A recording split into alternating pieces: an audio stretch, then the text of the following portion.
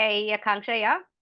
Welcome into this video. And in this video, I wanted to share something that I changed for myself and I help my clients change for them, right? It makes a great deal of difference, right? So, what going to talk about is actually one of the biggest limiting beliefs that I identified for myself, I rectified, and I saw great results, right?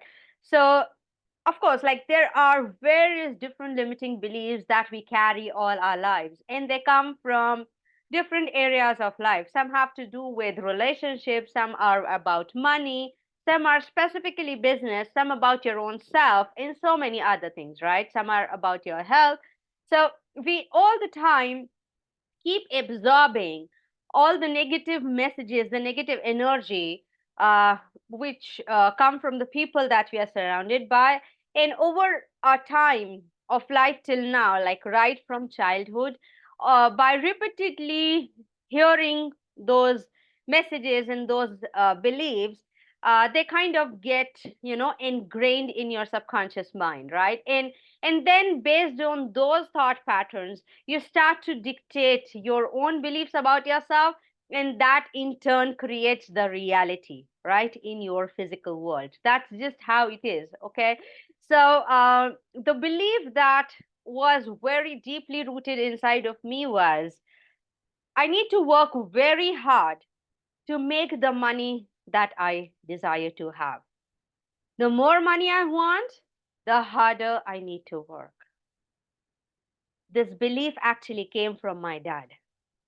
My dad is a person who is actually the change maker. Basically, he is the person who changed the way our generations have been when it comes to money, right? So, he has done business all his life, physical business, right? So, right from my birth and from my early childhood, I have seen my dad, right? He has worked very hard, right? He had a physical business, and because he actually was trying to change our money reality, right? It was actually very hard for him. But because he lived that way, because he had those kind of hard experiences along his journey of business, his beliefs were formed based on that, right? So there's nothing harsh about the way he thought or what he spoke. There's nothing wrong about that because his beliefs were formed based on his own experiences, right? But because I was growing up in those years, I absorbed all that, limiting beliefs, his energy in what he thought, right? Of course, I have learned amazing things from him because that seed of an entrepreneur is something that came from him ultimately, right? And all the good things, all the skills, the entrepreneurial mindset that I possessed, all of that came from him because my family has been into business from generations, right? But there are also things which were undesirable and I absorbed, right? So one of that was, it is very hard to make money, and the more money I want, the harder I need to work. This made my life miserable in the online space. I can't remember how many times I reached a point of burnout, so I was so close to quitting. But just like I said, I had that seed of an entrepreneur inside of me. I kept on moving, I kept on moving. I slowed down, I took breaks, I took rest, I did everything, but I just didn't quit, right? So that belief made my life so difficult because I was trying to work harder, harder, and more harder, more number of hours every single day because, like I said, it was there ingrained inside of me that the more money I want, the harder I would need to work, right? This is just one example. Now, we absorb all of these kinds of energy and limiting beliefs from so many people around us, our parents, plus guardians, relatives, and then your teachers.